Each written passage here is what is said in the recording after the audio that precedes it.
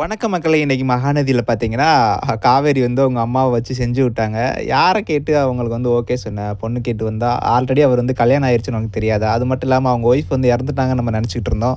But அவங்க வந்து இன்னும் உயிரோட தாம்மா இருக்காங்க. அவங்க உயிரோட இருக்கும்போது என்னைய எப்படி அவங்களுக்கு கல்யாணம் பண்ணி வைக்கிற? 2ஆம் தரமா கட்டிக் குடுக்குறதுக்கு உனக்கு எப்படி மனசு வந்துச்சு? அப்படின்னு சொல்லிட்டு, அவங்க அம்மா வந்து பயங்கரமா திட்டி விட்டாங்க. அவங்க அம்மா வேற ஷாக்கியமா, "உனக்கும் தானம்மா கல்யாணம் ஆயிருச்சு" அப்படின்னு சொல்லிட்டு அவங்க சொல்றது மாரி இருந்தது.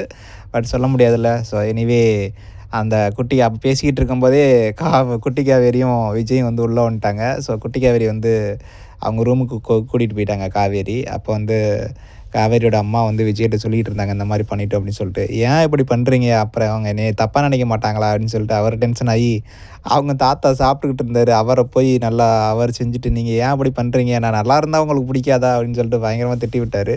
ஸோ இப்படி போய் பொண்ணு கேட்டீங்கன்னா, நான் அவங்களோட பழகுறது வந்து இதுக்காக தான் அப்படின்னு சொல்லிட்டு அவங்க தப்பா நெனச்சுக்கிற மாட்டாங்களா? ஆல்ரெடி நான் அவங்களோட பேசுறது ரொம்ப அட்வான்டேஜ் எடுக்கிறேன் அப்படின்னு சொல்லிட்டு ரொம்ப தப்பா நெனச்சுக்கிட்டு இருக்காங்க.